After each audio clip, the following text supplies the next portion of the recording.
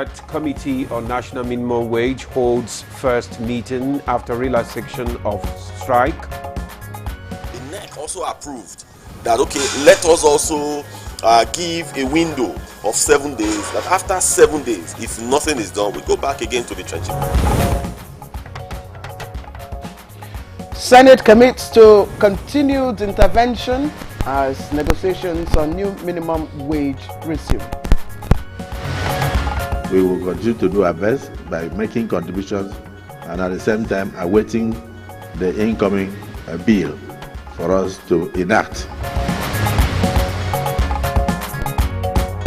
President Bola Tinubu inaugurates another road in FCT, names it 25 years.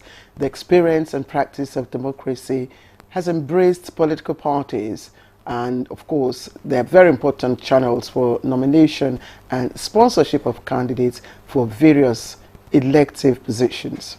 True, Claire, but much as the citizens are central to the choices made, analysts infer elections are becoming rather increasingly competitive, with outcomes most times not in favor of the masses but political parties.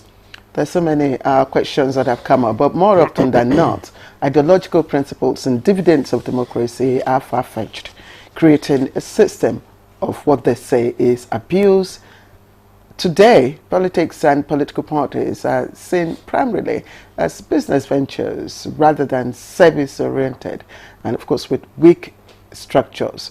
Now, many bemoan the state of party politics, where internal crises within those parties and factionalization have also become the norm.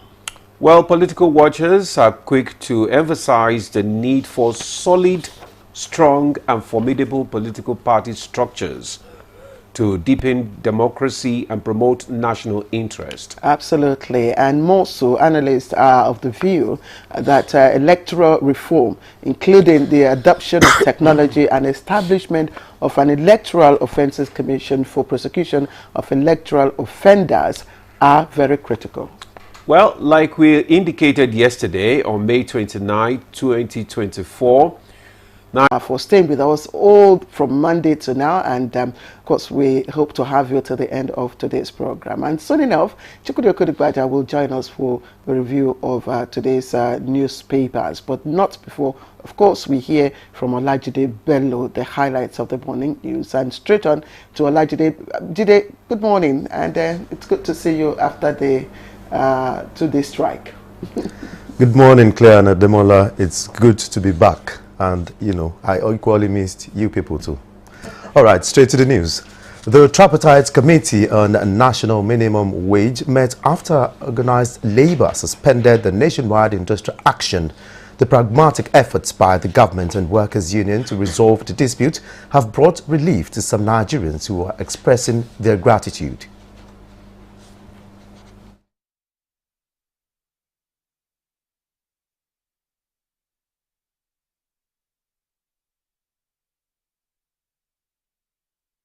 Will improve, and whether there's a figure in mind, you will know that at the end of the day. Let us also give a window of 7 days, that after 7 days, if nothing is done, we go back again to the trenches. Meanwhile, the Senate has restated commitments towards amicable resolution of the minimum wage issue and commenced labor for suspending the strike. These and other considerations took place at Tuesday's plenary. I want to thank the Nigerian Labour Congress. Testament to the actualization of our developmental agenda to transform every part of this country. Your momentous and recommendation to name this road as Wole Soyinka Way is well received. Following appeals by stakeholders, INEC has approved the extension of the continuous voter registration from Thursday 6th to Sunday 9th of June 2024 to enable more eligible persons to register in Edo and Ondo states. Similarly, the exercise duration was extended from 9 a.m. to 5 p.m. daily. A statement by INEC National Commissioner for Information, Sam Olumekun, appeals to eligible voters to seize the opportunity of the extension to register, transfer or correct personal information, as there will be no further extension. And that's the news. Good morning, Nigeria continues with Ademola and Claire after this break. Fellow Nigerians, it is a good thing to be Nigerian. Good news! The Office of the First Lady of the Federal Republic of Nigeria is organizing the National Fabric Competition, the hashtag One Nigeria Unity Fabric Competition. The aim is to create a fabric design that would be indigenous to Nigeria, showcasing our culture and unity. This competition is looking out for creativity, concept, and the message of unity. Open to Nigerian youths, both male and female, between the ages of 15 and 25 years. And guess what? You can apply wherever you are in the world as long as you are Nigerian. The winner of this competition goes home with a cash prize of 25 million naira. Are you sure I will not apply for this competition? Submission of entries close on Sunday, 30th of June 2024. Submit your entries by sending pictures of your designs via email to unityfabric.ofl24@statehouse.gov.ng, making sure you capture all parts of your designs. Together, let us unite Nigeria! We are live in the open market for Epic 10X Challenge. My people, today I will show you how the power of new Epic 10X gives your toilet a better cleaning than bleach. Than bleach? Yes, so impossible. Toilets have stains which bleach cannot clean effectively. But Epic is thicker and sticks better, which gives 10X better cleaning versus bleach and kills germs. Oh, wow. You can now see that Epic is better than bleach. Give me a Risco tomato Instead, paste. I go give you imported tomato. Be like saying that people like you, the wicked our country people. You see this Risco or Nachiko, They take correct natural ingredients, make them. If not made in Nigeria, like a Risco, get many benefits. It help grow our economy. And drop plentiful, nyafo. And when you put them inside mouth, it's sweet and it dig the one for. Buy made in Nigeria. Buy a Risco product. The new Milo 3-in-1 Milky and Creamy is truly milky and contains calcium. So, no need to add milk for that rich, creamy cup, which helps to nourish and energize your kids. Milo 3-in-1 is such a smart choice. Milo, energy to go further. From Nestle. The counsel of our fathers. I will urge and advise our younger generation to use talent and brain to sort out problems, not arms. Nigerian youths, our nation, together.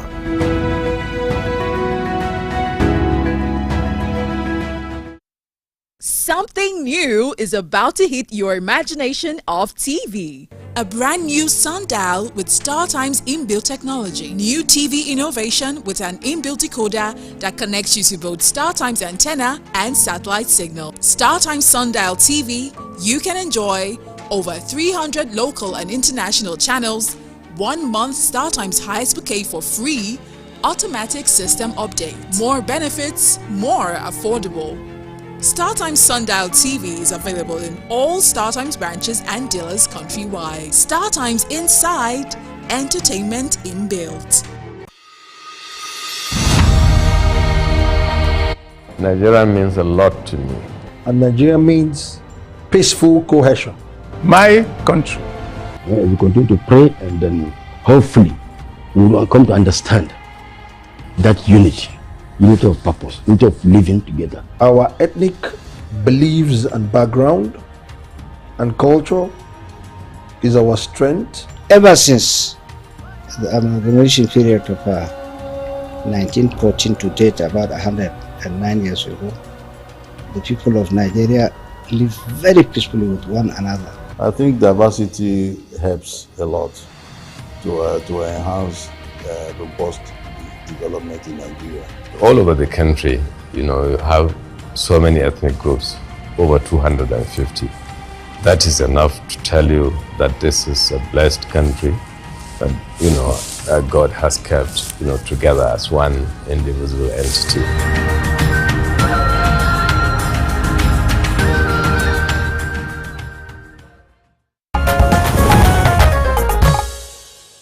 Thanks for staying with us. Up next is Newspaper Review.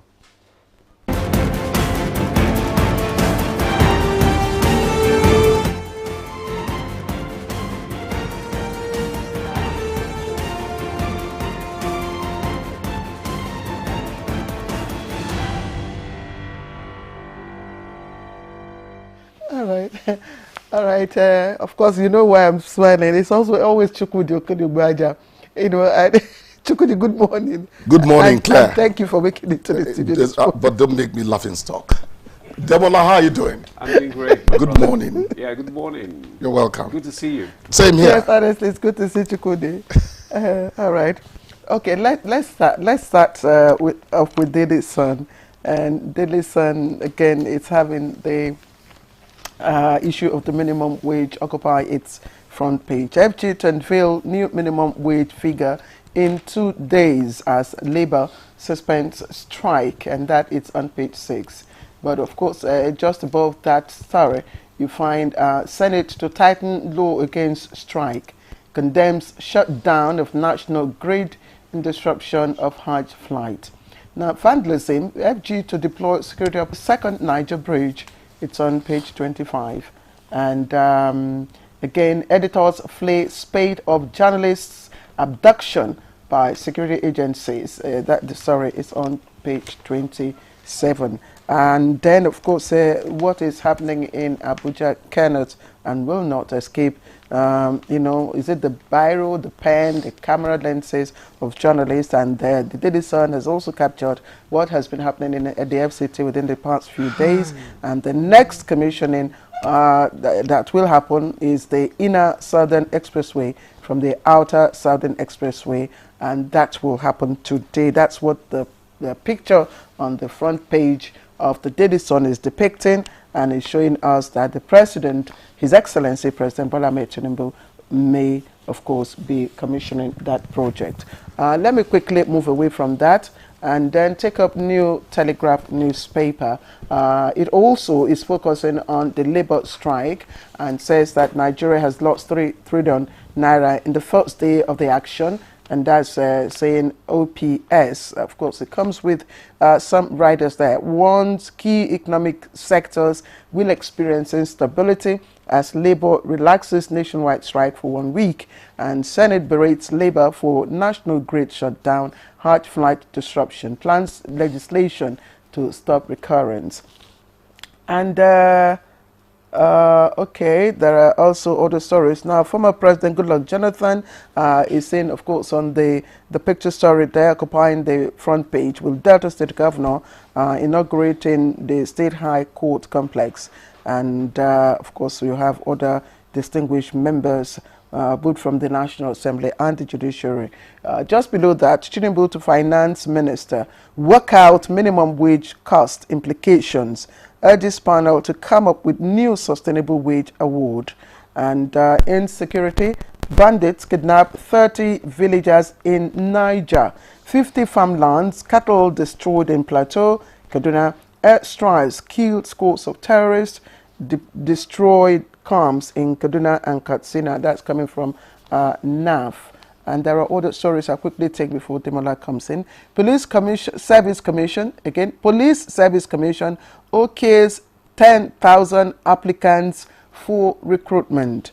Police Service Commission okays 10,000 applicants for recruitment. And there'll be 1 hour power shutdown at MMIA today, and this is coming from FAN. There'll be 1 hour power shutdown at MMIA today. That's Murtala Mohammed International Airport today, according to FAN. It's on page 5. Now, Google polls, INEC extends voter registration in Edo and Ondo states registers 120,458 in 8 days. And Works Minister condemns second Niger bridge vandalism, comments whistleblower. Okay, hot airlines lost 50% of trapped funds to currency devaluation, blah, blah, blah. And there is also the story on Heritage Bank. Let me quickly stop and allow Demola to take the next review. I'm sure you're watching me. I'm just watching you. All right, I have the Nigerian Pilot newspaper with me, and just below the nameplate, we have Nigeria's productivity level can't support 400,000 minimum wage. Mogalo. The details can be found on page 11. Labour calls off nationwide strike as stakeholders count losses. Details on page 4. And the major headline is Beware of WHO. African leaders want to be careful of WHO's GMO conspiracy. They cannot afford to trust WHO anymore because she eradicated malaria in the UK, US, but not in Africa. WHO's policy on cervical cancer, wrong, and African health ministers compromised.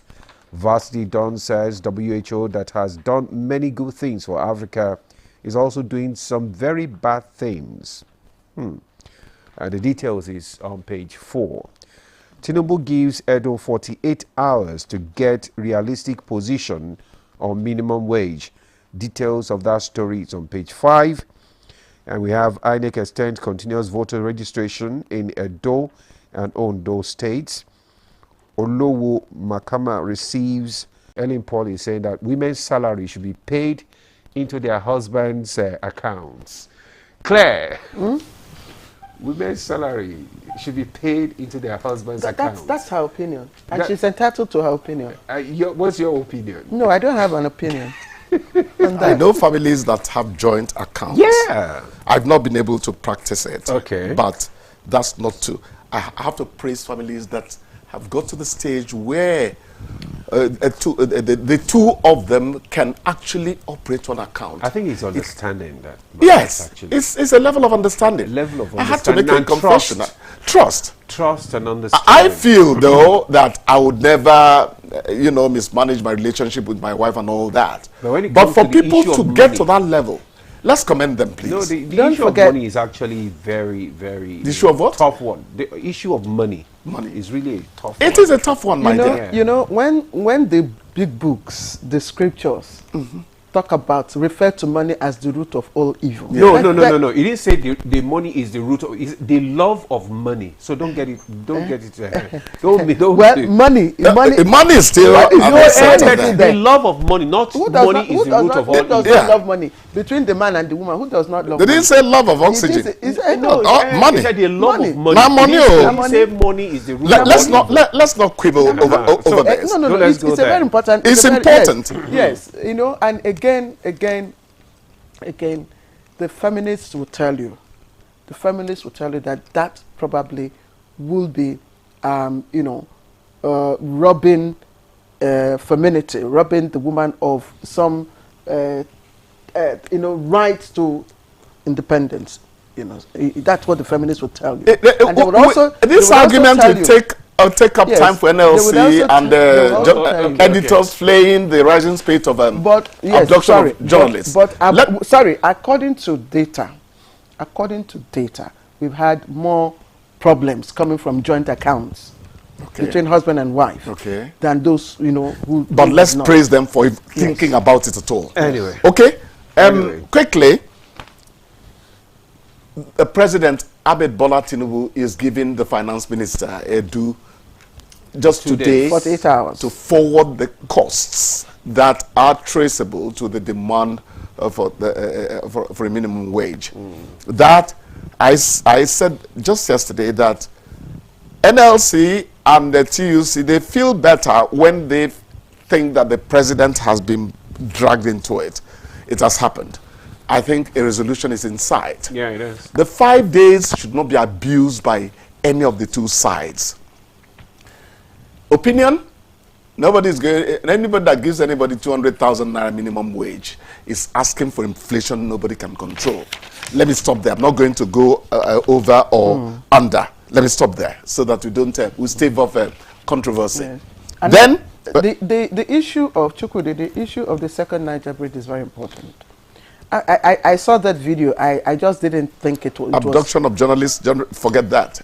Go on, yes, go on the quickly. second Niger bridge. I mean, we know how long it took, the government to complete it, to fulfill that promise, and then for someone, or group of people, or group of vandals to go there to vandalize the rails. I mean, I can't fathom it. First of all, morals have died virtually in this country.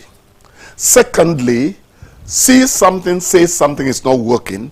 So if you ask me, there's culpability, general culpability in all of these. People know those who are responsible for this.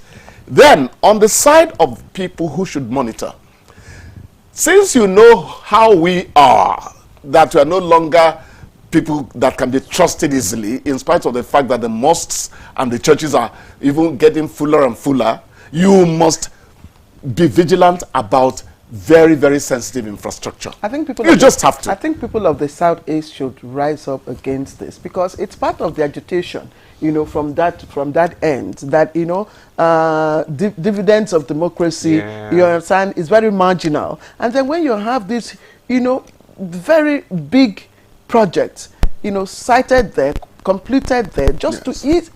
I'm sure, Demola, you haven't experienced the price of iron now steel is something else. Exactly. If they have a surveillance camera around those areas, maybe it will help. Because these things are not as difficult as you think. The will doesn't seem to be there. People do not attach importance to things that are very important in our country from time to time, and that's not good for us. Surveillance cameras to monitor that bridge, they are not as expensive as you think. I think the Minister of Work should do much more than commend the whistleblower or even ask people to report. Like you said, morals have been blown to the wind. We are in trouble. There should be more, even as we get more and more religious. Yes. Quickly. Yes, the journalist. Yes, please. I talked to somebody after the first news case, a very big, supervisor of a journalistic arrangement somewhere. And he told me that eventually they found out first news blundered in some ways. Let me stop there so we don't begin to judge them on the air without hearing from their side. But the resort to abduction of journalists, where does it take us? Are we going back to the military era? We're even getting worse in that direction. Where is the rule of law? Are you saying that the judiciary is no longer competent and being one that can be trusted enough to help you when you have a case of hurt arising from a publication? Those are the questions I want to pose. We must stop where we're going now. It's not good for us. It's not terrorists abducting them. It's not insurgents. It's not bandits. The law enforcement agency. For crying out loud. We must stop this. And I'm not saying it because we're journalists. Self-help is not something that promotes rule of law. Take them to court if they have done anything that you should seek redress about. That's my little opinion on the matter. Because if they are, engaged in things like abduction and all that, how would you be able to correct, the populace when they also resort to jungle justice, which we see all around us? So they should just be careful. Exactly. Exactly. If Caesar's wife would not stay above board, why would you expect the... Okay. So just before we end, I know that a lot of people applauded the, naming of the Abuja Atero Road after Wole Soyinka. For his, literary contributions, and I mean, who can say no to that? No. He's a star to me anytime. He talked to Jonathan Mann of CNN during the Abacha days. So Jonathan asked him, Mrs. How do you characterize life in your country? Nigeria can be likened to a maiden that is being systematically gang raped. One general finishes with her and passes her on to another general. I never forgot those lines. You always say it. You always say it. And I know. When that might die, they shouldn't bury him with his brain. No, they should take it and give it to somebody. I give it to but may he live long. Honestly, I think he's 90. Okay. He's 90, and unfortunately, oh my God, people want to say goodbye. A lot of our children today are not reading, some of the works of this literary giants. I mean, in those days, we read so many of his books, and there is need for us to promote this culture, this reading culture again in schools. Yes. Because it's dying. Not just for and the reading, messages they depict. Reading broadens English, you. the grammar. Reading helps you write, improve your writing. All right, okay, Chooks, thank you for coming again. Thank you so much. We'll see you tomorrow again. Always a happy thing. All right, so we take a break now. Good Morning Nigeria continues. Stay with us. A good farmer is a craftsman of the highest order. It is said, great farmer, great nation. No farmer, no nation. Yes, let's set the ball rolling to build that great Nigeria where good food is in abundance, affordable and easily accessible. The Renewed Hope Initiative, RHI, an initiative of the First Lady of the Federal Republic of Nigeria, Senator Oluremi Tinubu, CON, is aligning with the vision and aspiration of the administration of President Bola Tinubu, GCFR, and is organizing the Every Home a Garden competition. The competition is under the scope of agriculture of the Renewed Hope Initiative. For the competition, women are encouraged to immediately plant a garden at home, such that the harvest can provide adequate food on their table and enough to give their neighbor. This competition is open to only women. She must be a first-time farmer. The garden must be in her home, and it is open to women in every state of the Federation and the FCT. Interested participants should do a 30-second video and a picture of the garden, which indicates its location, to the office of the First Ladies of their various states. The winner of this competition will be announced in December 2024, and the winner of the competition goes home with 20 million naira. Women, join the train. Be part of the food revolution in Nigeria. What are you waiting for? Let's get to work. This message is by the Renewed Hope Initiative, RHI, an initiative of the First Lady of the Federal Republic of Nigeria, Senator Oluremi Tinubu, CON. The new Milo 3-in-1 Milky and Creamy is truly milky and contains calcium. So, no need to add milk for that rich, creamy cup, which helps to nourish and energize your kids. Milo 3-in-1 is such a smart choice. Milo, energy to go further. From Nestle. We are live in the open market for Epic 10X Challenge. My people, today I will show you how the power of new Epic 10X gives your toilet a better cleaning than bleach. Than bleach? Yes, so. Impossible. Toilets have stains which bleach cannot clean effectively. But Epic is thicker and sticks better, which gives 10X better cleaning versus bleach and kills germs. Oh, wow. You can now see that Epic is better than bleach.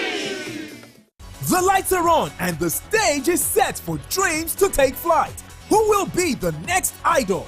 Watch Nigerian Idol live performances every Sunday at 7 p.m. and you get to decide by voting for your favorite contestant. You can vote via website, mobile site, or by using the My DSTV or My GoTV app with no stress. To vote via website or mobile site, simply visit africamagic.tv/Nigerian Idol. Click on vote, register, and then enter your details and a password of your choice. It's easy and it's free. You can also get AWOOF votes for your favorite Nigerian Idol contestants. All you have to do is download the My DSTV or My GoTV app and you have more voting power at your fingertips. Visit the websites for more information. Voting opens on Sundays after the live shows and closes every Thursday at 8 p.m. Remember, vote for your favorites each week and you get to decide this year's Nigerian Idol. Nigerian Idol Season 9 is proudly sponsored by Techno, Stop at Nothing, and Biggie for every moment. And I'm wishing you and your entire family a very, very Merry Christmas! Have a wonderful celebration, guys! Mwah! Kemi, you know, I really think that you're very cute. She was really pretty. Yeah. So she was obvious of that, and she was just... It was feeling. You know, feeling I was was just so. And I also think that you can bring some level of balance and structure into Ebuka's life. My darling, as he's seen you, he's seen a work of art. He has graphically. Don't mind me, oh, please. Are you married? I'm single. You are single? Ebuka! Can we name the best thing about Christmas holiday? Love. Love! My favorite Christmas carol is Dash. We wish you a Merry Christmas. We wish you a Merry Christmas. We wish you a Merry Christmas and a Happy New Year. Love it! I love it! Jingle bells, jingle all the way. Gege. That's it. Deck the halls with boughs of holly. Fa la la la la la la la la. Is it fa la la la la? This the season to be jolly. A la la la la la la la. Name a gift parents would most likely give to their children for Christmas. Food. Shoes, money. Christmas decoration. Knockout. Vacation. A vacation. A vacation. Toby. All right, survey says.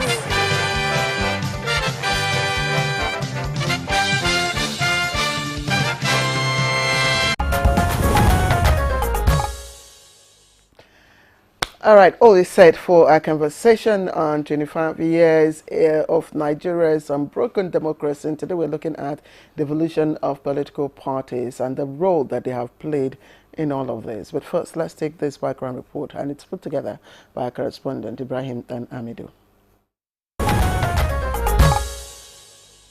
Since Nigeria gained independence in 1960, political parties have played a crucial role in shaping the country's political landscape.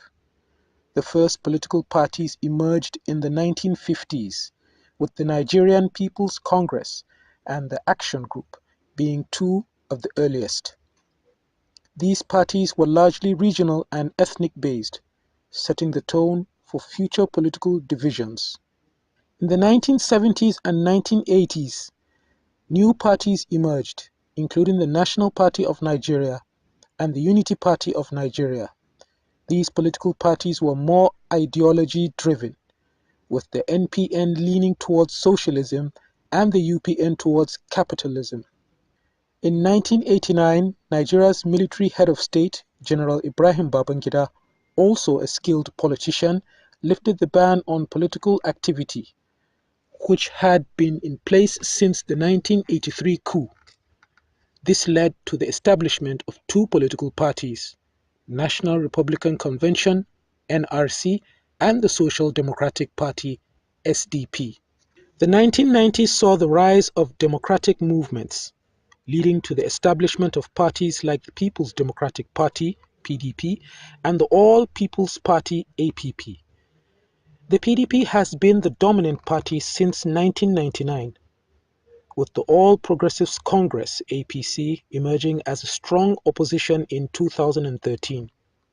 Formed from a merger of Nigeria's three largest opposition parties and clinching power in 2015. Throughout Nigeria's political history, parties played a significant role in shaping policy, electing leaders, and representing diverse interests. However, they have also faced challenges such as internal conflicts, corruption, and ethnic divisions. Despite these challenges, political parties continue to evolve, with new parties emerging and old ones reforming. As democracy continues to grow, guests on Good Morning Nigeria will appraise Nigeria's unbroken democracy for 25 years and the role of political parties as they remain crucial in shaping the country's future. Thank you, Ibrahim Dan Hamido, for that background report. And to discuss more on our topic for today, we have in the studio our guests. They are already seated. First is Honorable Isiaka. He's a member, House of Representatives, Yewa North, Imeko Afon Federal Constituency. He's also the Chairman, House Committee on Student Loans, Scholarship, and Higher Education financing. Honorable, you are welcome to Good Morning Nigeria. Thank you very much, and good morning, viewers at home. All right. Also joining us for the discussion is architect Waziri Bolama. He's the former National Secretary, APC. Thanks for coming on the program. Thank you very much. Good to be here. Okay. All right. We also have High Chief Peter Ame, former IPAC National Chairman and former National Chairman of the PPA and former presidential candidate, and we are all very happy to have you with us. Thank you. Good morning, Nigerians. From our Cardinal studio, we have Honorable Felix Hassan Hyatt, PDP Chairman, Kaduna State and Chairman Forum of PDP State Chairman of Nigeria. He was also former Minister of State Aviation. It's a very big pleasure to have you with us, Honorable Felix Hassan Hyatt. Good morning, fellow Nigerians. All right. Thank you, thank you, gentlemen, for joining us. So let's begin our conversation. Oh. Okay, we still have one more person. Sorry about that. Professor Kabir Mato, political scientist, joins us via Zoom. Professor Mato, it's been a while. We had you on Good Morning Nigeria. Where have you been? Yeah, how are you? Good morning. Good morning, Nigerians. All right, do all that. Okay, let's stay with Professor Matos. Professor Mato, can you just, give us your thoughts on the role that the political parties have played, contributed to the development of Nigeria's democracy in the last 25 years? Let's have your thought on that.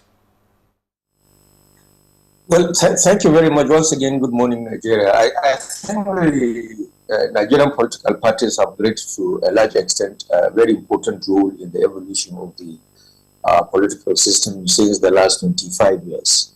Yes, it is not easy. Political parties are not,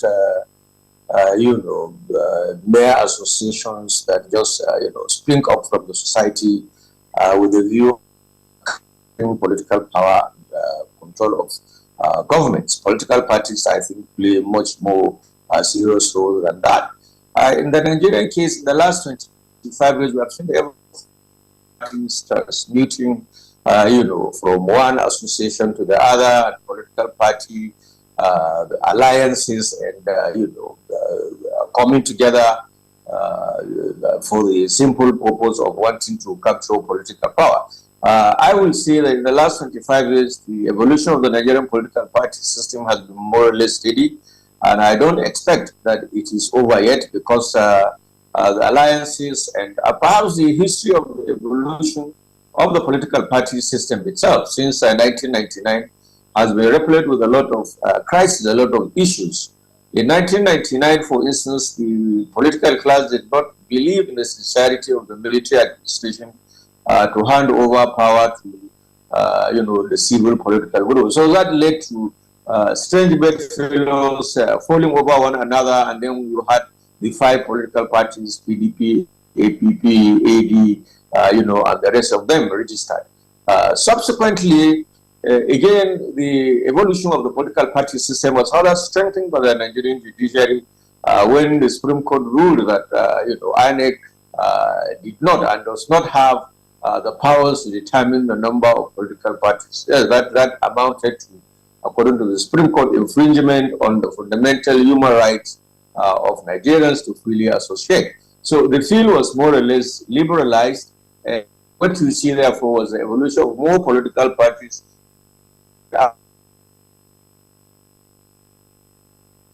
Have dominant politics. And one of the beautiful things clear that we need to see is that you can see that despite the number of political parties that exist, you'll find that in every election, the preponderance of 2, 3, or 4 will always be there, while the rest will merely be associating and aligning with the other major political parties. That's what you have under, a plural, multiple political party system, which to a very great extent has helped, in shifting alliances. And I think one of the major undoing of the political party system so far has been the instability in the part of the Nigerian political class who desperately desire to access political office,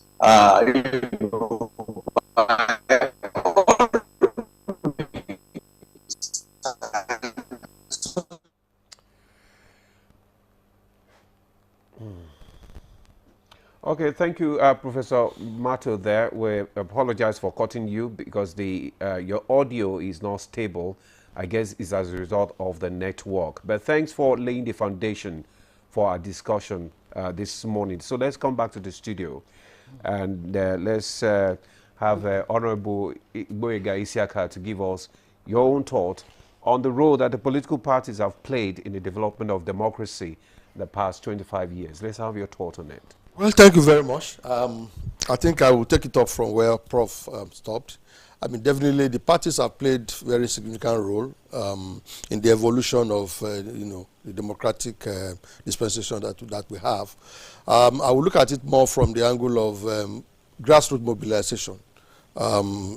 We have, 774 local governments, and thousands of wards that we have. Today, if I want to pass information, the dissemination of information, learning, teaching, and all of that of political tenets. I think political parties have also tried a lot to do that.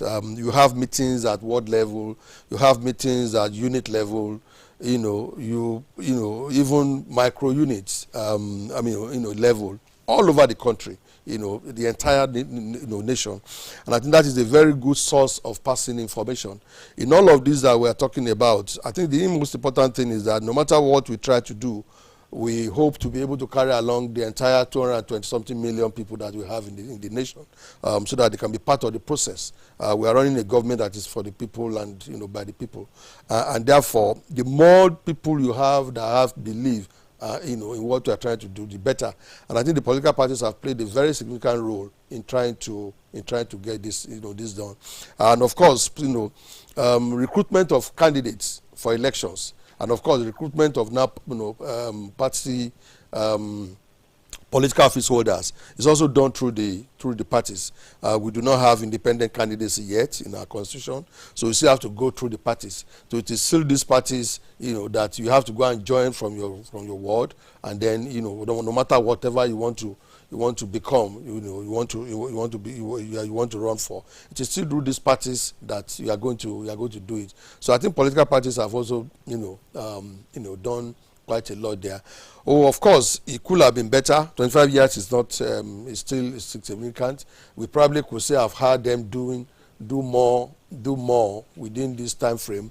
But I think that in terms of mobilization from the grassroots, in terms of recruitment of of candidates and political office holders, and in terms of discipline, to some extent, once we fall out of line with the tenets of democracy, or as per the constitution or per the law of that political parties, it is still the parties that will get into that and make sure that you are beaten back to line. So I think in these areas, the parties have played some role to take us to where we are today as a nation in our democracy. Honorable Igboyega Isiaka, thank you for the points that you have raised, especially for touching on grassroots mobilization as a factor of change, democratic change that has been brought to bear in our political process. But let me again bring in former IPAC National Chairman, High Chief Peter Ame, to the conversation. And I'd like you to, for us, let's lead the background of evolution. From the days of the the National Democratic, the days of Dr. Nnamdi Azikiwe, yes, NCNC, and all that. Yes, exactly. If we can look at the evolution of those political parties down to our present democratic dispensation, so that we know how democracy has really impacted on that evolution, both in spirit and in the letters of political parties. Thank you very much. With the letters and spirit of not just political party, of the constitution, that give power to formation of political party when you go to section 223 to section 229 of the Constitution of the Federal Republic of Nigeria. The intention was for people to have a place to, participate, canvass their views, talk to citizens about policies and programs, and then present their manifesto, then get elected. If you look at the First Republic, political party played a major role, and they were really involved in the party managers were really, involved in how to manage the political process. Then if you come to Second Republic, that was truncated under Shagari, and then you come to the also aborted Third Republic of the Abiola, era 1993. And then we're in the current Fourth Republic, and you see that yes, the Nigerian citizens have accepted, to stay with democracy, no matter how badly it has performed in the last 25 years. But if you look at party formation from that time, what has really affected the growth and development of political parties are very few things, and it is the attitude of those who have been elected into office, and the attitude for them, they are non-performing attitude of looking at the people as supreme, that the people matters in the scheme of everything that they do. And then you look at the way they have manipulated the process in the way that during elections, they see it as a do or die affair. They become like voting scavengers, that no matter what you do, they want to lord themselves over the, those who are going to the ballot. Our electoral process has actually improved, because by 2003, there was ballot box stuffing, there was ballot box snatching, there was every kind of thing. By 2007, the same thing happened. By 2011, it was subdued. But when we introduced technology into our electoral process in 2015, you saw that all those negative voices, those died. And then in 2023, you also saw the improvement of technology. But whatever happens, let's not go into that today. But I'm trying to talk about what has affected the fabric and strength of the political party to remain as a major vehicle, because political parties are the only major critical stakeholders in our electoral process. Because like he said, like Honorable said, there are no independent candidacy. So you must, vie for position in this country through the political party, that has been established and approved by the Independent National Electoral Commission. And the political party has to do with inclusivity, allowing more people to diverse kind of persons from all walks of life, no discrimination, to participate in the process. But the defection, that law that makes those who have been elected to defect from political, are weakening the fabric of our political parties. They are weakening the strength of political parties. Because I see no reason why a man views on the policies and programs of a particular party and then get to the house or get to government house and then defect. What are you telling people? It shows some level of insincerity. And you now looked at the failure of the local government system, because we have 774 local government, like he has said, in Nigeria. We have over 8,000 councillors, which is like the ward, over 8,000 wards, that are supposed to be responsible to bring government closer to the people. Those who have been elected since 1999 in our democratic process have killed that process, because they are not elected, because the Constitution says specifically that they shall be elected, democratically elected local government chairmen and councillors in the state of the federation. But today, as you see, what you see is caretaker committee.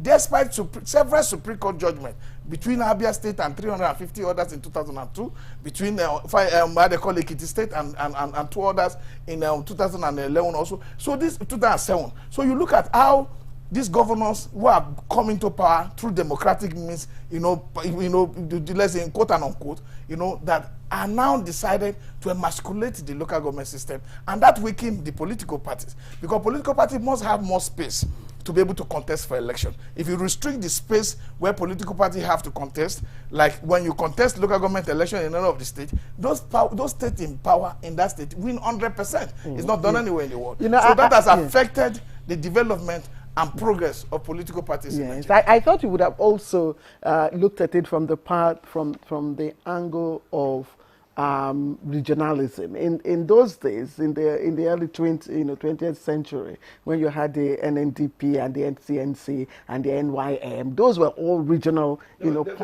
yes, regional parties. Even the number of the parties today, has changed.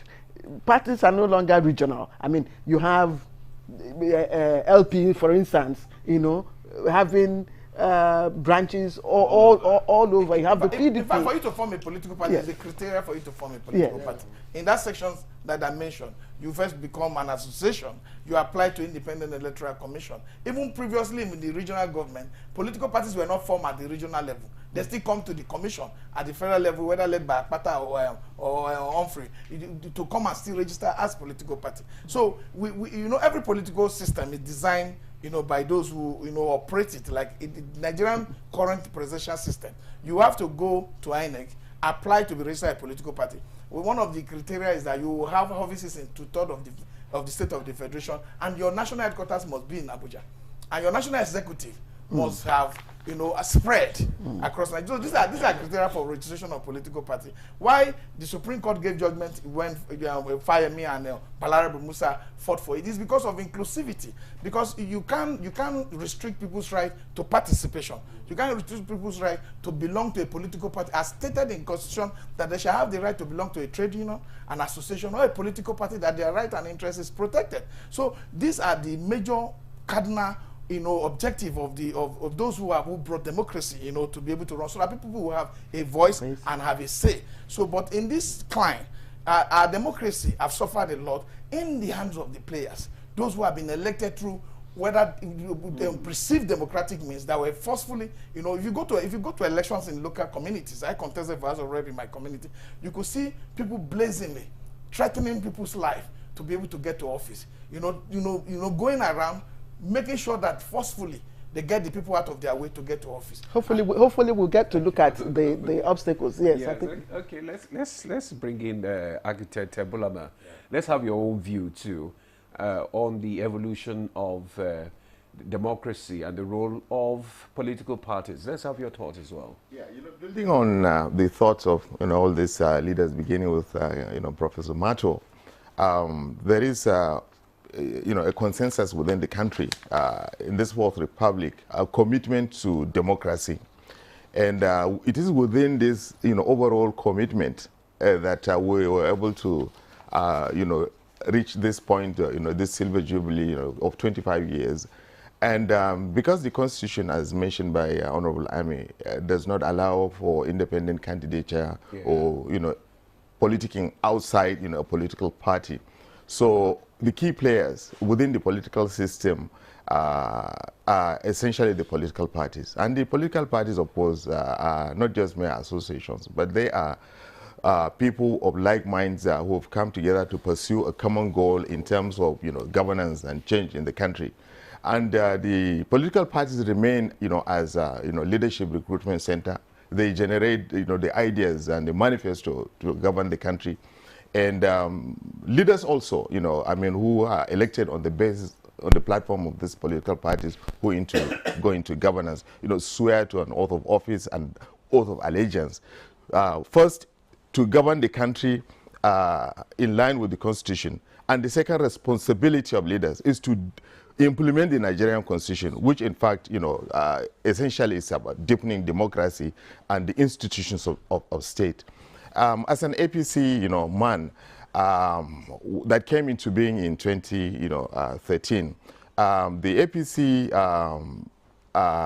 you know, observed the leaders of the legacy parties that formed the APC, because it's very significant for me to state this, because there is a major contribution that is associated, you know, with the formation of the APC.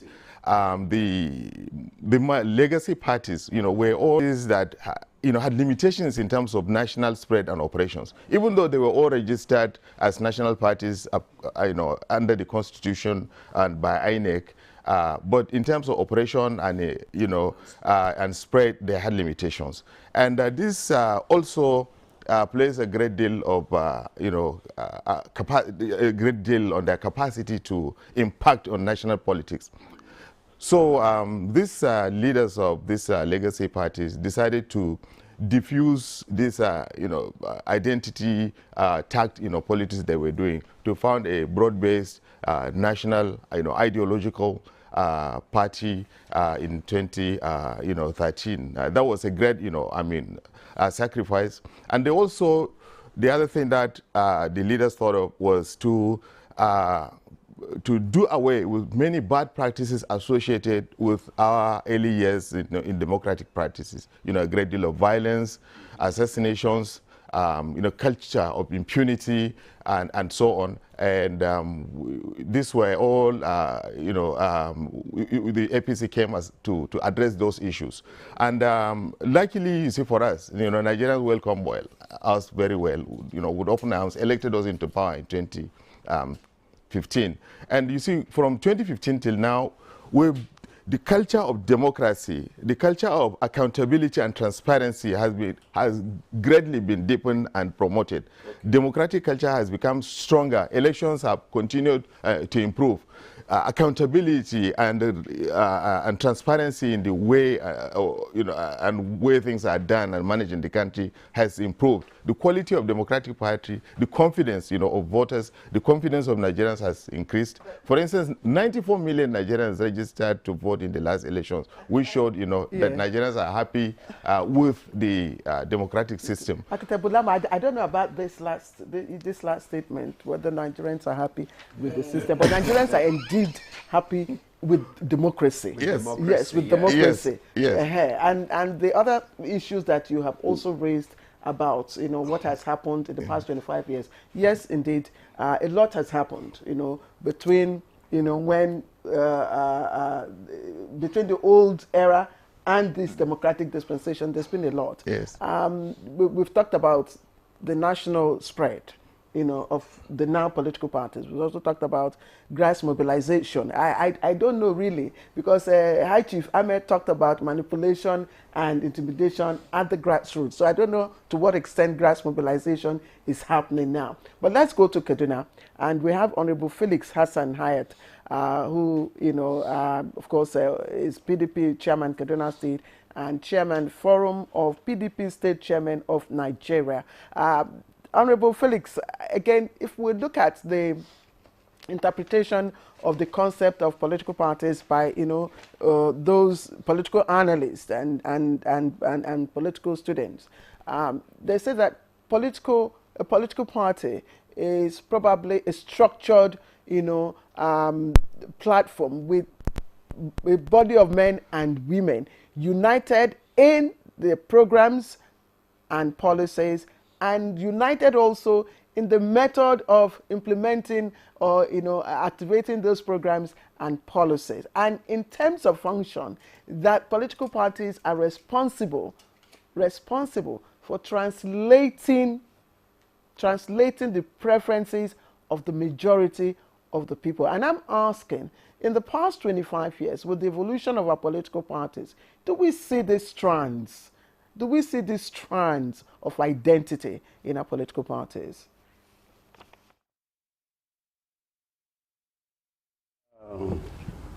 That question is very, very important. But let me say that we should also be looking at the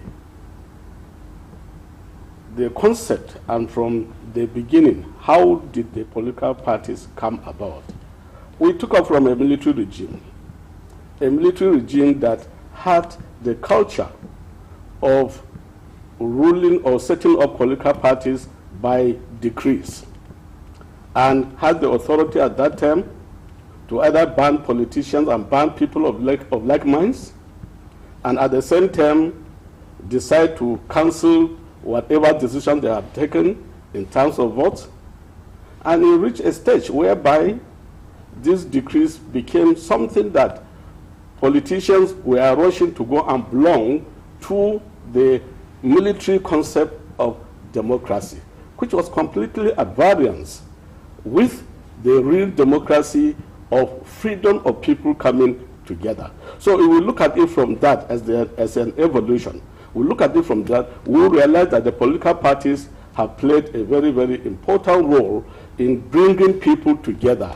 And we agree, I subscribe to it, that the participation of the people, especially at the grassroots level, has increased tremendously, and that the political parties are more national now in outlook.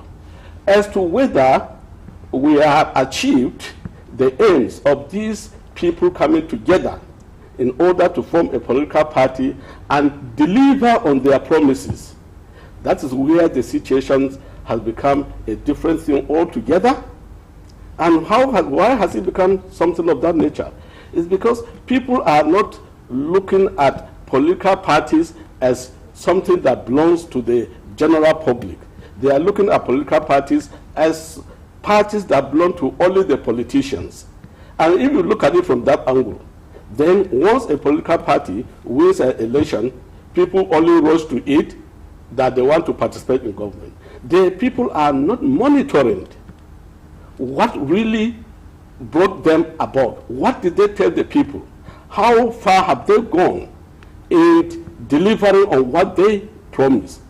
And I believe that the role of the members of the public to show more interest in the activity of the political parties for us to achieve the aims is still below expectation. And I look at the issues of the civil society groups that are very, very important. They are key in mobilizing people. Take an example, to the House of Assembly today. There are nobody goes to the House of Assembly to monitor what their representatives are discussing. Whether they are discussing things based on the interest of their constituents or not, nobody cares about it. So, and also the media needs to put its eyes more on the performances of political parties and what they are doing in order to move the country democratically forward. But I must say that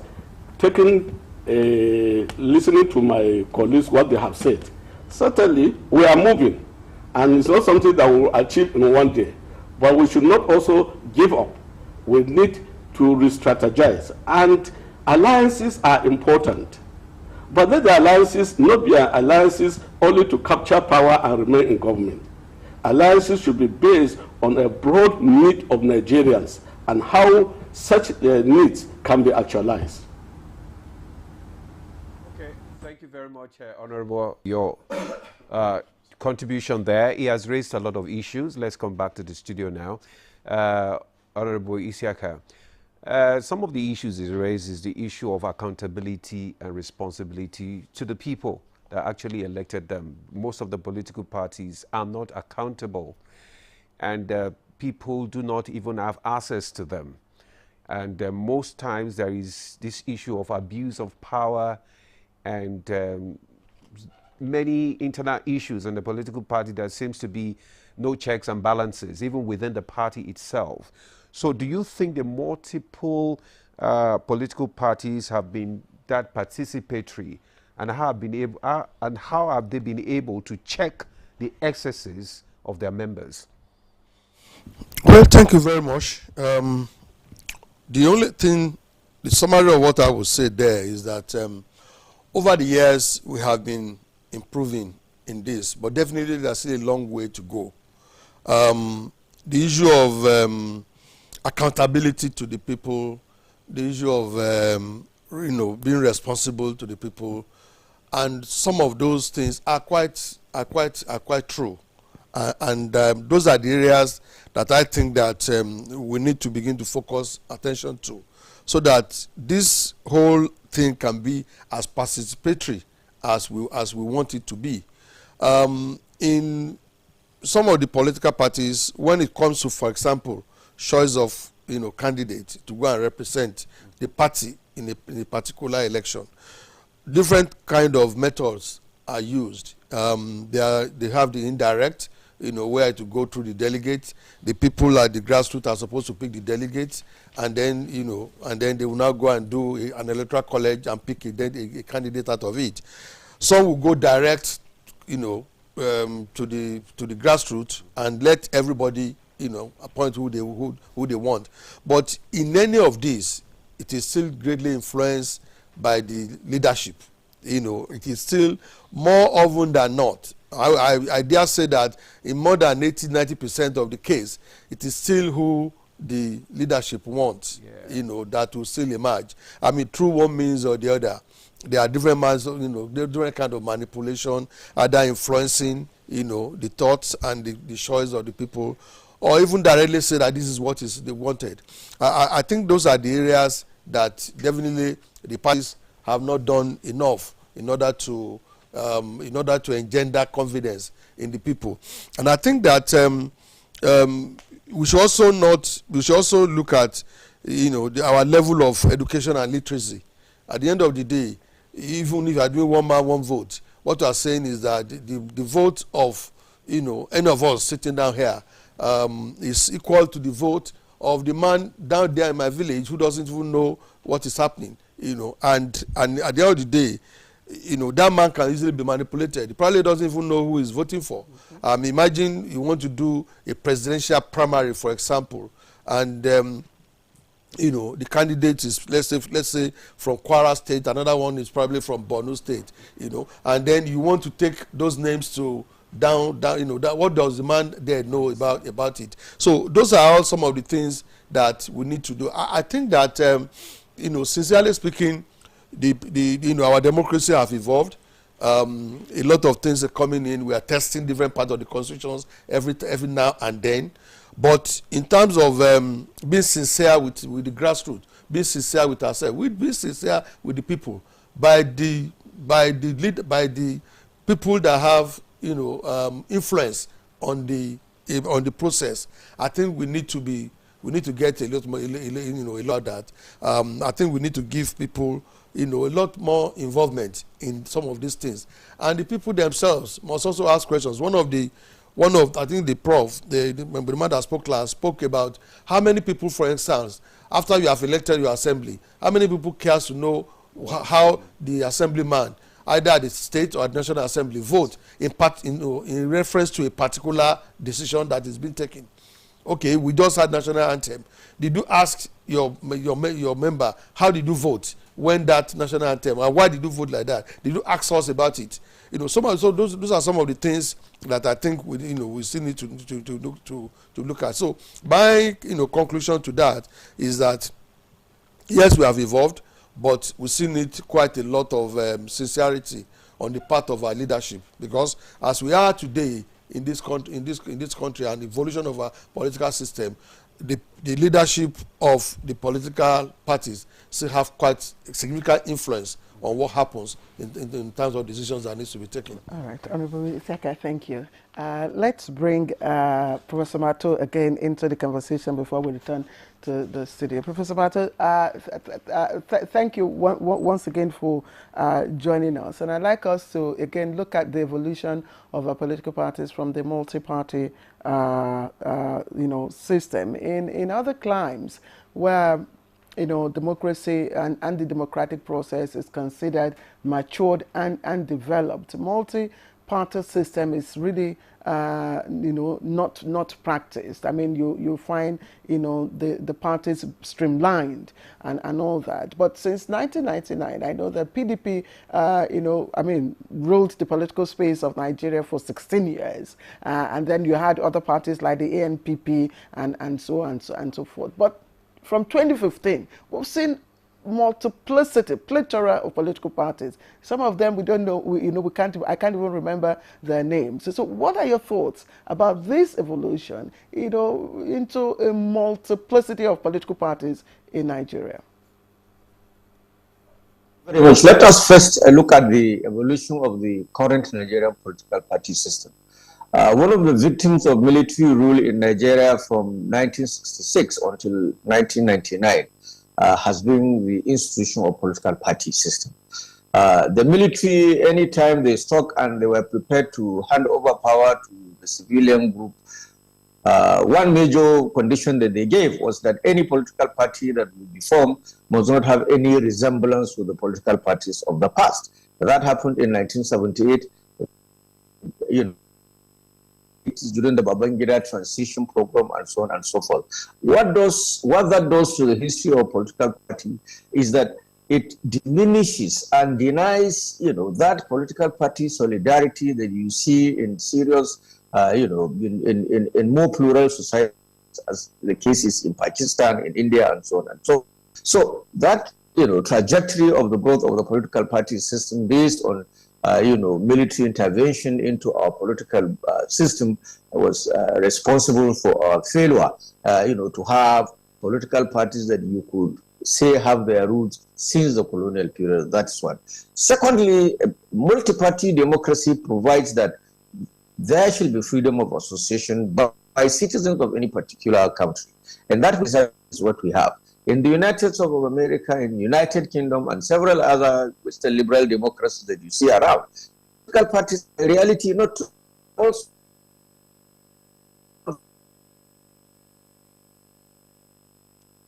time and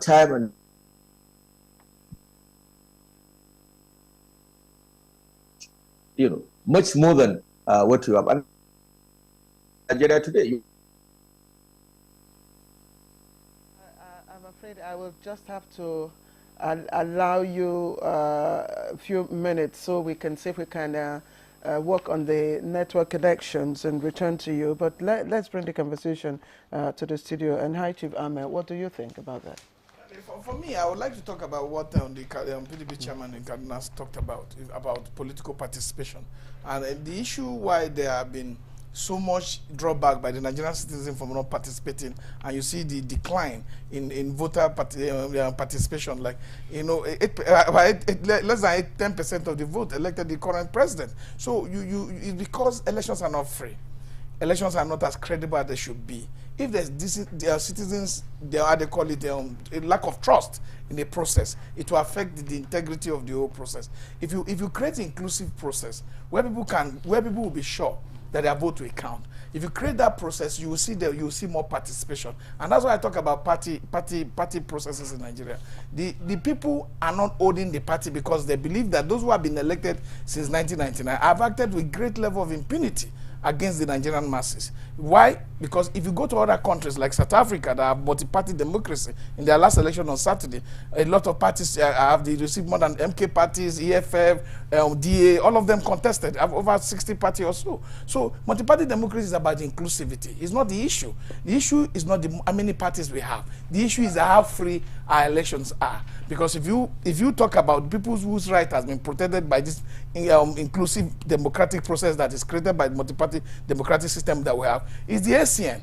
Is the white people who have a senator in Anambra. Because people go to where, if you are popular, if your people love you, you go to certain political party where that has been driven by authority. They won't give you a ticket. But these parties, but these parties also do not have the required, 2/3 national spread, and they also, have the cost that they also bring to the electoral system. And there's no cost. There's no cost. If you have 10 parties, you print the same number of registered, the same ballot. If you have 100 parties, you print the same. Your ballot is printed in according to the number of registered voters. It's not with number of political parties. That's what people don't know. Do you know that during the last election, some of those parties could not even campaign? As we're talking, we have 19 political parties, but 10 are still qualified to stay. So what you are doing, you don't force the process to shade itself off. You allow the organic process to go on, and that's why you had ACN when they were dissatisfied from the ADA, from the AD and Co. They formed ACN, and they were able to come. NNPP was losing strength after they went into coalition with, government of national unity with the PDP, and they saw that the best option was to merge with CPC and ACN. And that if there was no multi-party democracy, you wouldn't have seen those forces come together. But what has affected our multi-party democracy is about lack of free elections, is about the discipline of those who have been elected into office, because they defect, and when they defect, they kill the party that have brought in them. I can mention over 10 parties that have died because those who were elected on their platform defected. These are things we must look at. To grow this political space, we must put up laws that will ensure that political party survive, and if you have canvassed on the basis of the policies of that party, you should remain there for the next 4 years, and then you can now go and test your strength on another platform, on another party. And political party today has been hijacked by the money bags, because there are no equal level of funding. Those who are in government at various states, no party is exempted in this one, that have been in government in various states, use government money to entrench their own political system. Because why?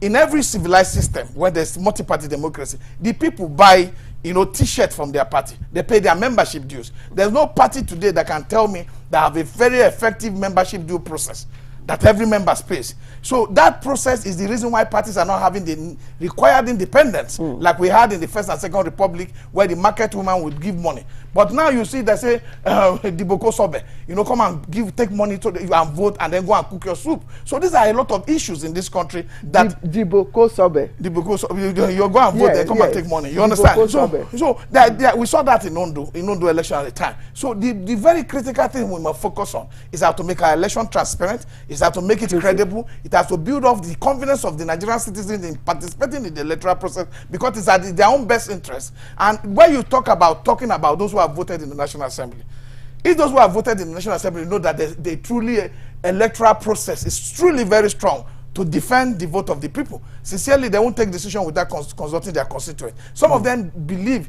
in the supremacy or the authority of their party at the state and at the federal level to be able to go into election. But the fact remains, for us to make it work, the people must own the process.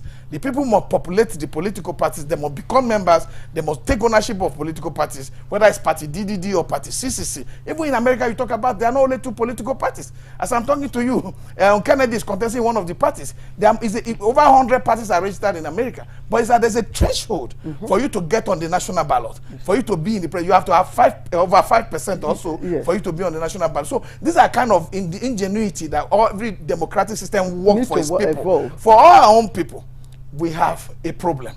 The problem is the impunity of those who have been elected since 1999. The reason for people want to control government after government. If you have elected as governor, as you leave, you want to bring another person by force, by fire, so that the person you can be under your caprice and wings. So we need to work a system that is not, you can't get egalitarianism. Yes, but Architect Bulama, the parties themselves are not stable.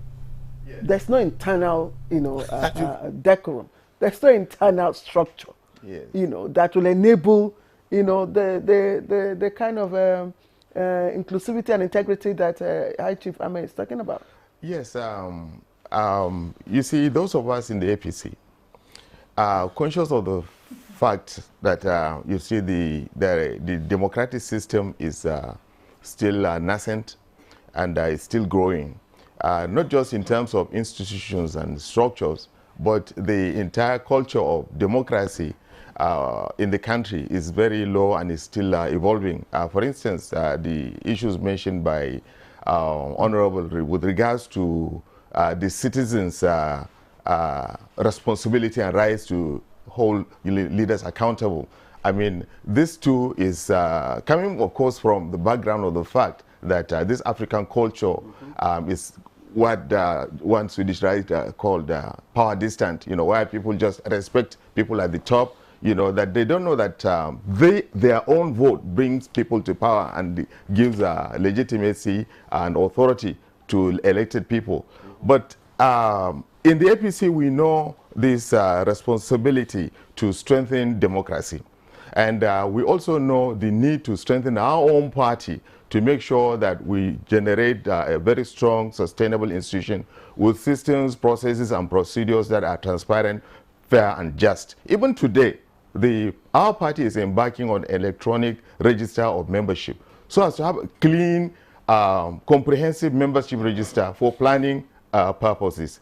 From 2015 till now, our party has maintained a culture of non-interference in the management, for instance, of governance and elections particularly, which in fact, led to the strengthening, and improvement in the quality of elections.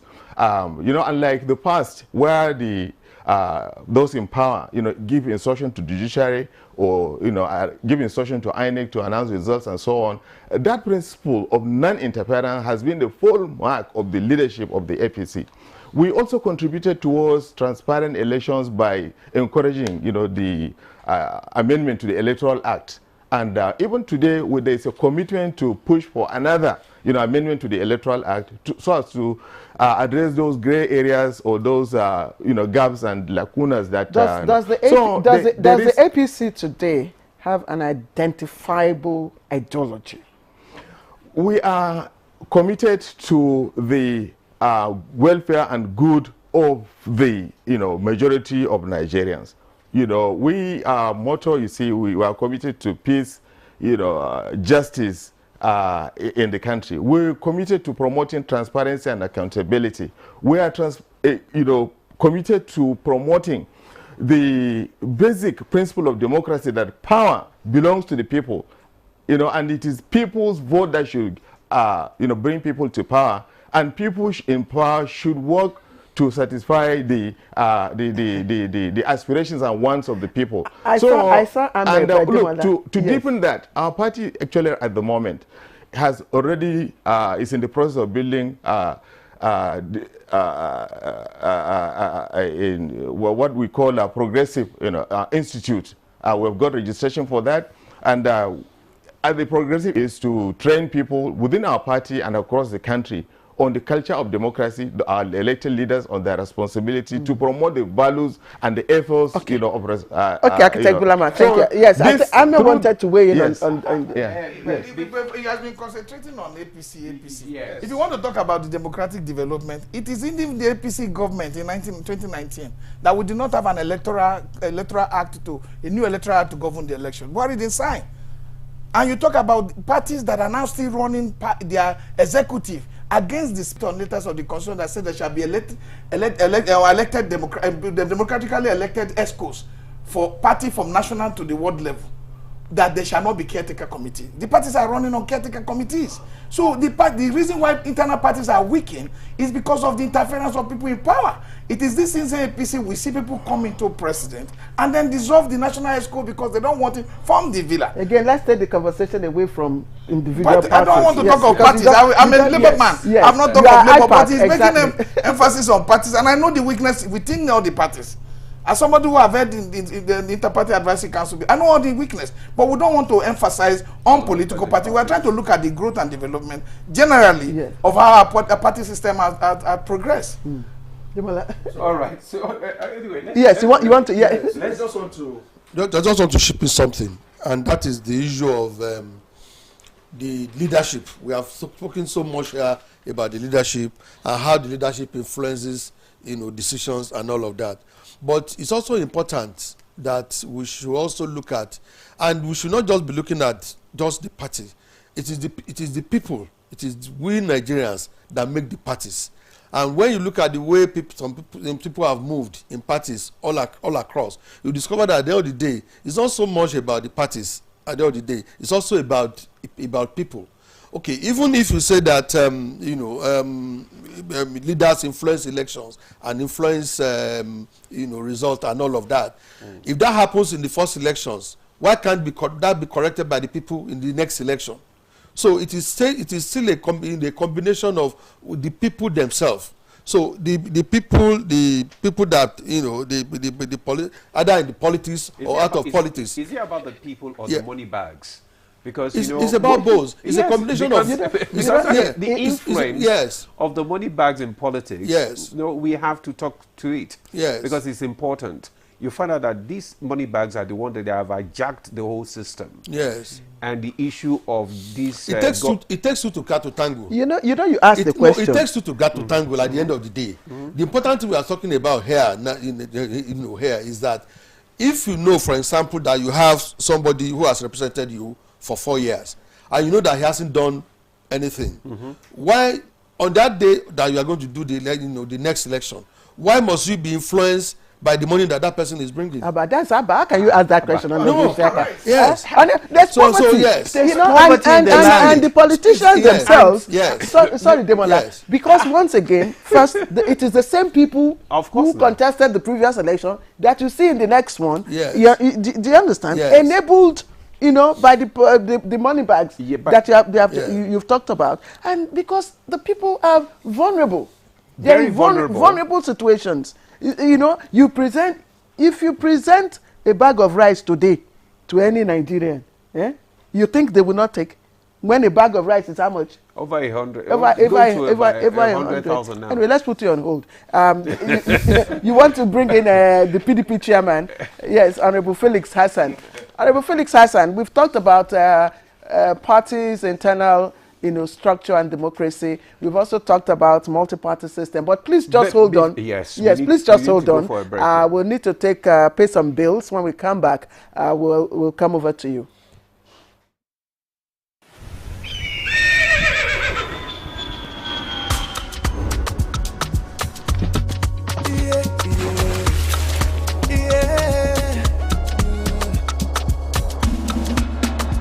From the Atlantic across the savannah to the Sahara, we rise, a land of the free, we know they tire. We dream great, our spirit is undying. Resilient, rooted like palm tree, we swear in color, we stand down in demand, we make solutions, we ignite passion, Education is unique, we know more than the solution. We are Nigeria, strengthening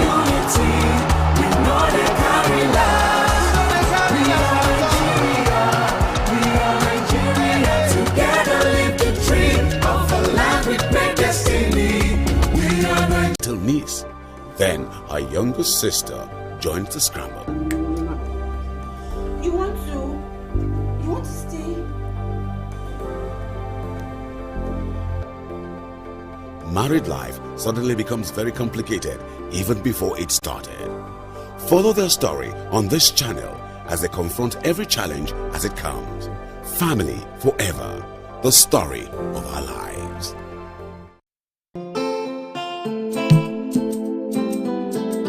Nigeria means unity. Nigeria means freedom to me. Nigeria means greatness to me. Nigeria is indivisible. There is nothing you can do. We all have to savage it together and learn to love each other. We are indivisible. As a mother and a leader, I will always preach for peace and unity in this country, because that is the only thing that will give us progress. Though tribes and tongues may differ, in brotherhood we stand, and it is the woman that does that.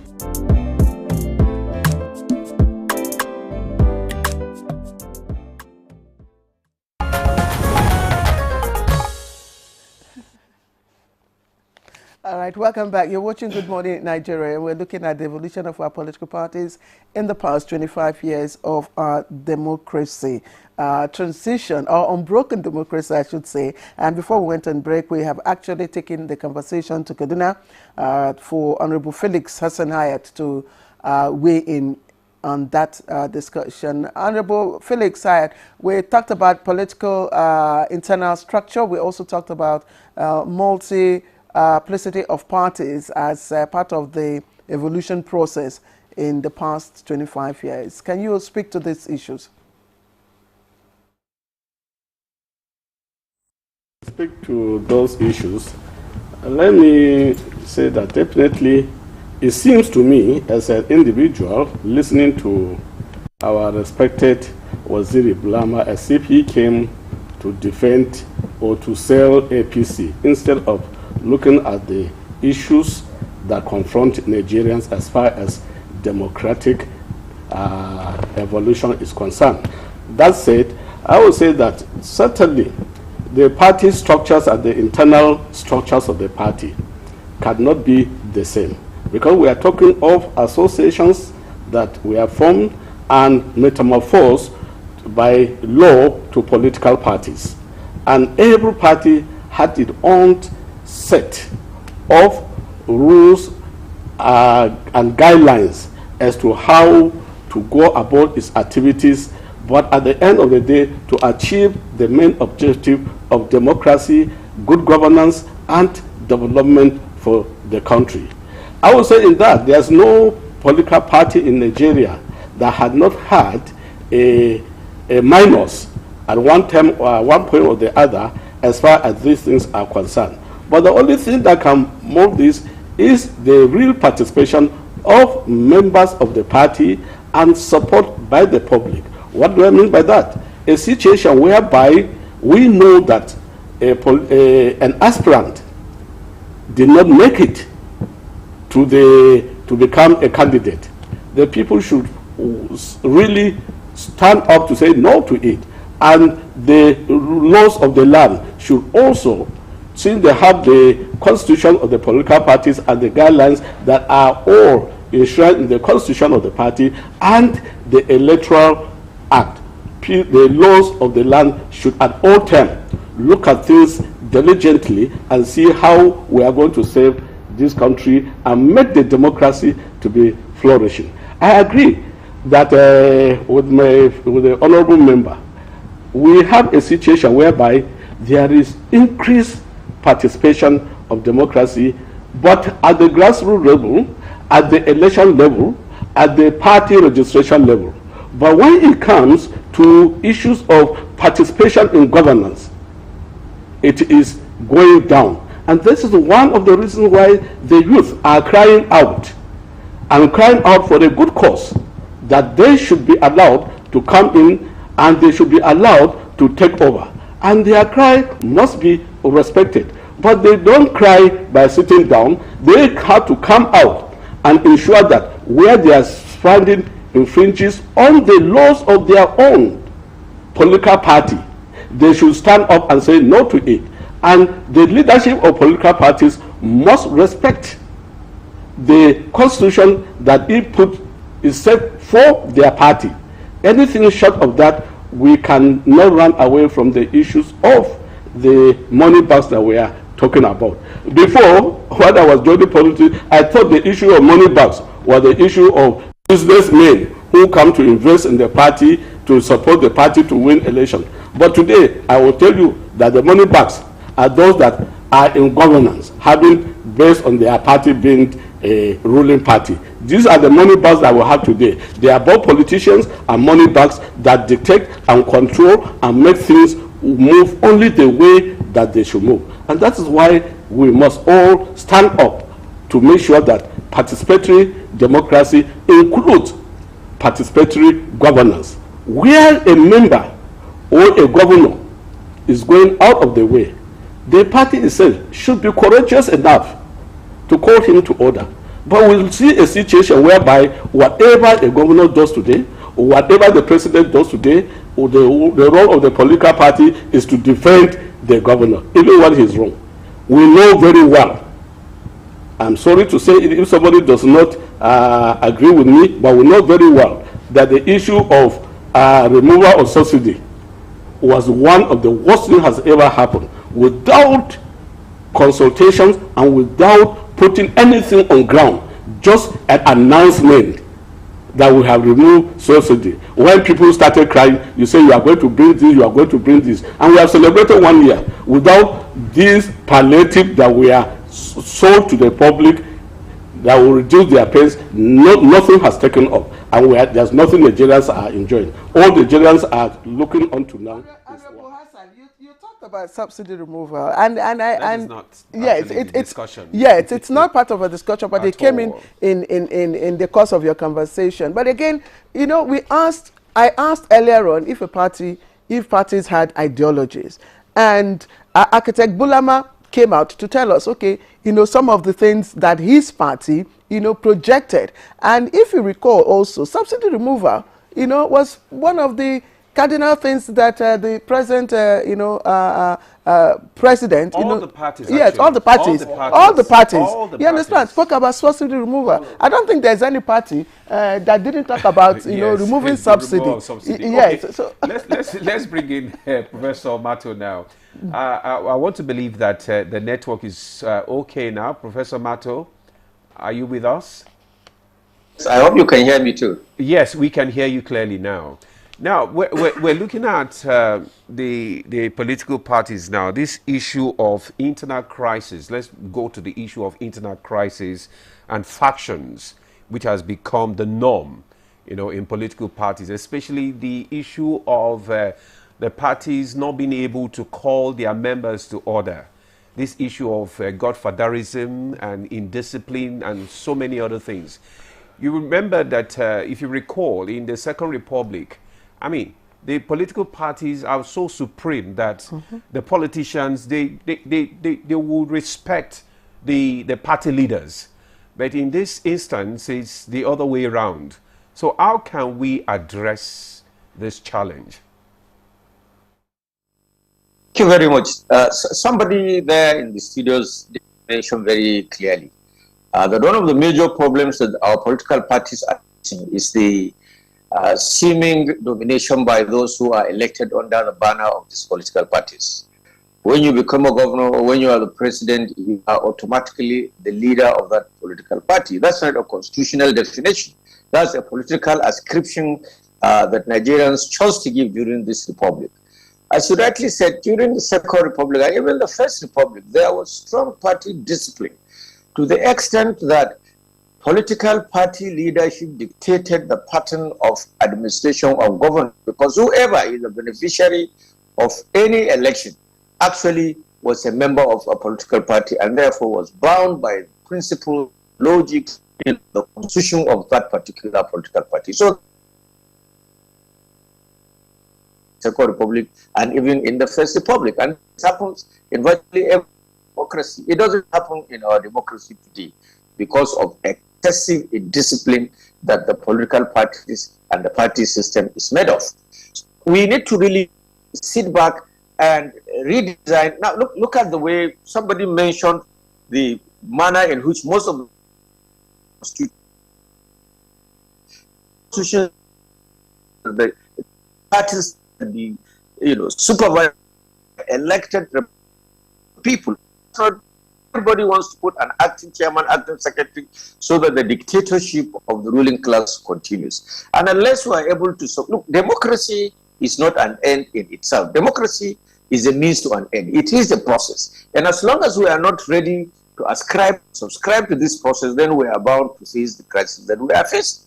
Now, look at what happened in the PDP, where the national chairman was, through the instrumentality of the court. Look at what's happening in the APC, where the national chairman is also, the legitimacy is also being some elect, leaders at the various levels of party formation. It will be difficult for us to have a very strong and viable political party system in Nigeria today. That's basically the major issue, and the strength of the party is determined by the character, the caliber, and the manner in which that political party, is being piloted by elected representatives of the people. That is that is absent in us. Felix Hassan, I know, has been elected several times, for instance, as the chairman of the PDP in Kaduna State. I don't know what's happening now, but going around all the states in the federation and the center and the 2 or 3 major political parties. Now look at the crisis even in the Labour Party. It's just, it's not apparently abating. All this have to do with the indisciplined nature of the Nigerian political of this extraction. We really have to sit down and call a spade a spade. If we don't do that, then likely the system is going to continue to exist.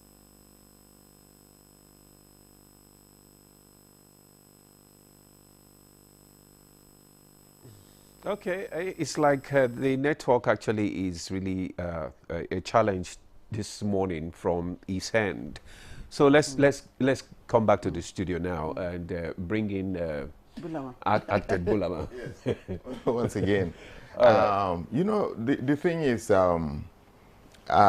we have to look at context. In carrying out this conversation, there is an understanding that we all accept the multi-party presidential system of government.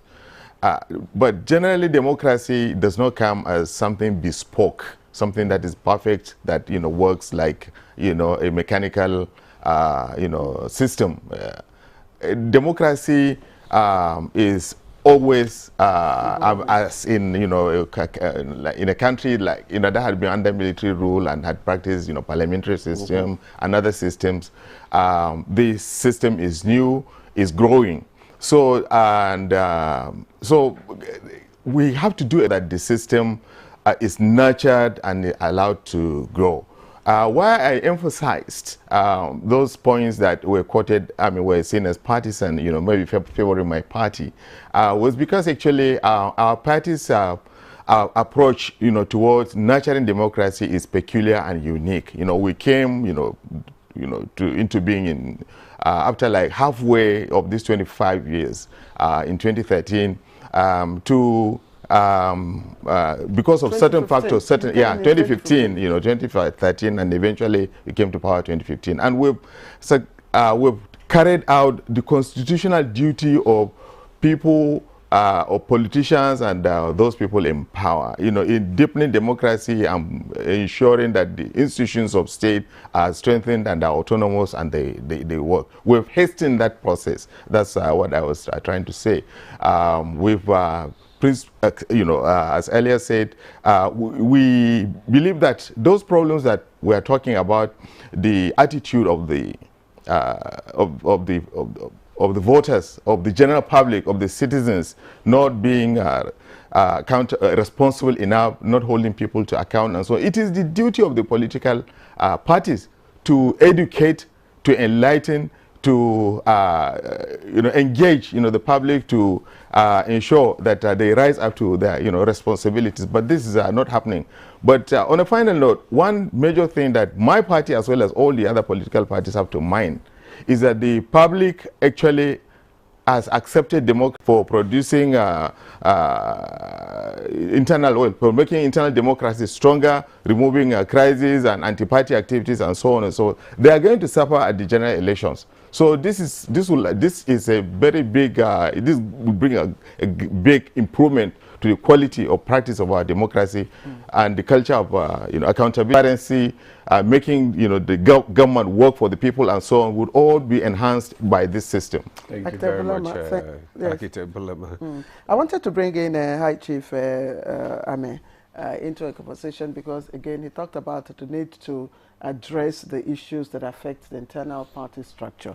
And one of those, demonic issues, is this, tussle for leadership of the party. And this is basically at the subnational level where you find everyone clamoring to be, the leader of the party. And as someone titled it rightly, dynastic succession and all that. How can that be addressed? Who is actually the leader of the party at the subnational? I think for political parties, the truth is that it is the, you have what they call ward executive, state executive. In some party they have zonal executive, like the PDP. Then you have the Labour Party. Then you have the National Working Committee, and then there are other organs that make decisions for political party. The highest decision-making body of a political party is the National Convention, and the National Convention you have National Executive Committee. These are very powerful organs because the National Convention can review the Constitution, suspend the Constitution, and do whatever it wants with the Constitution, and also elect the national officers that will superintend over the affairs of the party for 4 years. So the problem we are now facing is that when people are elected into office, they now assume that they are leaders of these parties. The people who are supposed to lead this party are the state executives, the ward executive, and the National Executive Committee of the party. If you look at even the Second Republic and First Republic, when you come to a meeting, a party meeting, which is not an executive meeting of the government, all the National Working Committee members sit on the high table. Even the president will sit at the floor where the members are seated. Because it is about party meeting, and the party's leaders are the leaders of the party. But now if you come to a National Executive meeting of political party, the president will sit in the center while the chairman and secretary will flank the president. Well, if you go to the state governor, they are doing the same thing. So there's trust for the citizens.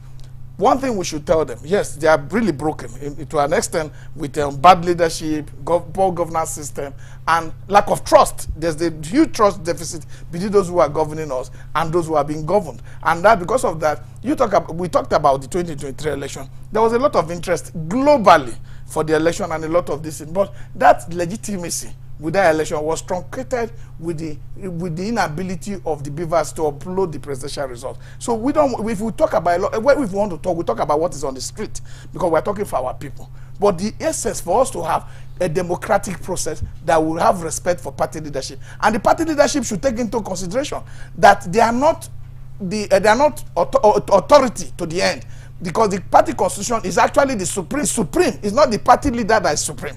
It's not the party chairman that is supreme. It's not the executive of the party that is supreme. It's the constitution of the party that is supreme. And the constitution of Nigeria is supreme on down, and then other laws are supreme to the electorate are supreme to those laws. So because what we have in this country is as a result that why multi-party democracy has failed and the leadership is breaking down to a way that they do not have so much authority is because when we go for elections, those in government come with money. The parties, on the other hand, that are not in government don't have money to spend. So this affects our democratic development and projection. So we must have the people to know that what is on the ballot is pipe-borne water. What is on the we don't talk pipe-borne water, we talk borehole in Nigeria now. Because I grew up in Lagos, when we talk about pipe-borne water, it's good road. Well, I will take it off from what my colleague said. I think one thing is also about the people. The people must also, get much more involved than ever before, so that even when we begin to see recalcitrant leadership, they can beat it, they can beat them to line, because that is the final authority in all of these things, as it were. I think we need much more involvement there. Of course, the sincerity of the leadership is also important. But and in all of this, the constitution of the party, the constitution of the country, everything is being interpreted by an arm of government, that is the judiciary. We also continue to pray and wish for an independent and strong judiciary, so that even when anybody is misbehaving and just wake up at the wrong side of the bed and wanted to, start claiming what doesn't belong, the judiciary can quickly bring him to book, without being influenced by anybody, without being influenced by anything, and so that the other person that wants to do it next time will know that this is also be possible, because the judiciary will come in and stop it. I think so. Those are some of them. We need a lot more participation. The prof said it. This is meant to be participatory democracy. We need more participation, particularly from those that are learned. We know the level of our literacy in our country. Also varies from one region to the other. I would know that those that are not that learned, they can easily be swayed, by little things. But at least those that are in learned, you should also know that they need to participate in this. We're just mentioning those states, how people are calling from outside and all of that. We need a lot more people to come into that, so that this thing can keep improving. Yeah, we've seen quite a number of improvements, but I think we can still go faster than this if we have some of these things in place. All right, thank you. Let's bring in very briefly Honorable Felix Hassan Hayat again, since we're trying to prefer a solution to what can be done. And then a question here, I'd like to read it out. 2015 general elections provided an example of how political parties can act as a positive, constructive force in Nigeria's democracy, with campaigns based on issues. And that was also, in part, enabled by the 2022 Electoral Act. A lot of people hailed that act. It came up with very innovative, measures and all that. How can we improve on 2015, election, what happened in 2015, and also ensure that the Electoral Act works for Nigerians?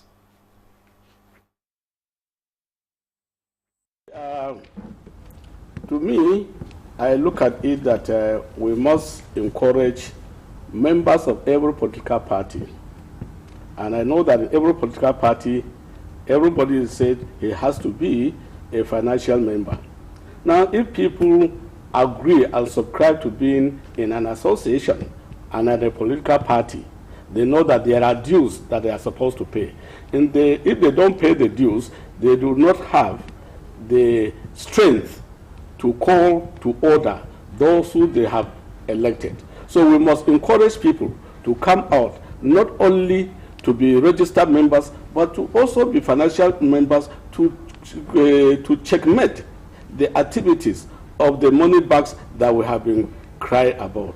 Two, yes, it is a process, and in every process there's room for improvement.